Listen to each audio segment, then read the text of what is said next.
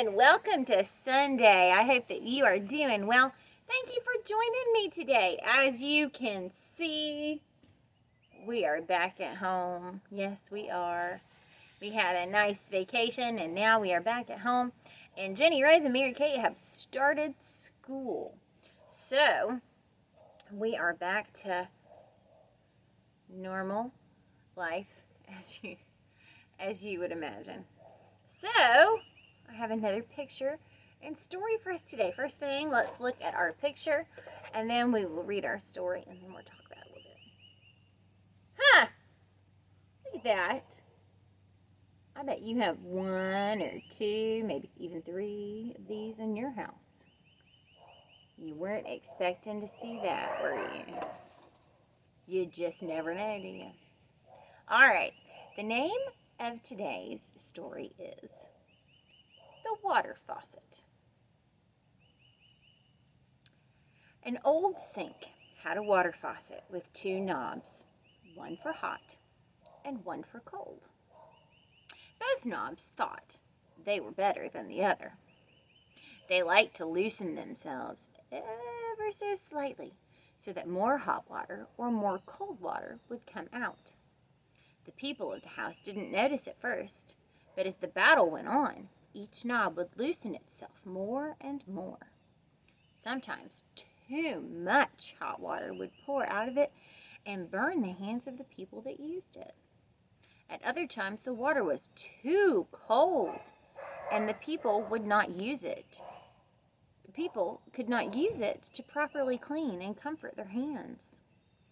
Finally, the faucet put an end to this battle. "My dear knobs," it said, "you must stop this. Sometimes the people come to us for hot water, and sometimes the people come to us for the water to be cold. Still other times you must work together in order to offer just warm water. Not too hot, not too cold. You must stop this or we will be replaced." The faucet was right, and the knobs knew it. The next day, a plumber came to inspect the sink and the hot water. The knobs worked together to offer exactly the amount of hot or cold water that was needed. The plumber let the people know that there was no need to replace anything. The knobs continued to work together, and from that day forward. Blessed are the peacemakers, for they will be called the children of God. Now, back to this picture. So, that makes a little more sense now. I bet it does. So we have these at our house, don't we? Some of us have one that does both, and you just turn it one way or the other. But this one, I know this is what we have in our bathrooms, in our house, and in our kitchen. So sometimes you want the water to just kind of be in between. But these two guys were not working together very well, were they?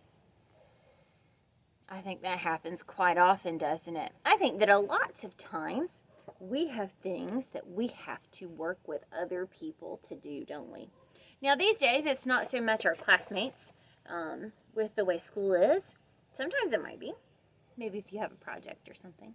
But let's see. All of us have brothers and sisters, don't we? And sometimes if mom says, "I need the 2 of you to do this," and maybe it's too hard for one of you, or maybe one of you wants to get the praise from mom or dad about the project or whatever the thing is that they've asked you to do. And sometimes we want to be the top, don't we? We want to be the best. I think we all feel that way. But sometimes we have to work together, don't we? And that's super hard.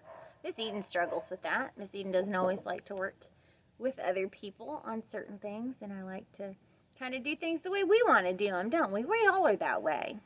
But sometimes we have to work together, don't we? That's a pretty good thing to think about. Try and make everything okay. Don't fight about it, because sometimes when you fight about it, that's where the problems come in, isn't it? Because they had that plumber come in, and he was going to change that faucet out, and then they wouldn't have each other at all. Maybe they would have had just one of those regular ones. Did you move back and forth? And they'd have to work, wouldn't they? Mm-hmm. Well, I hope that you're doing well. Excuse me. Thank you for joining me. I hope that you will have a good week, and I will see you again on Wednesday.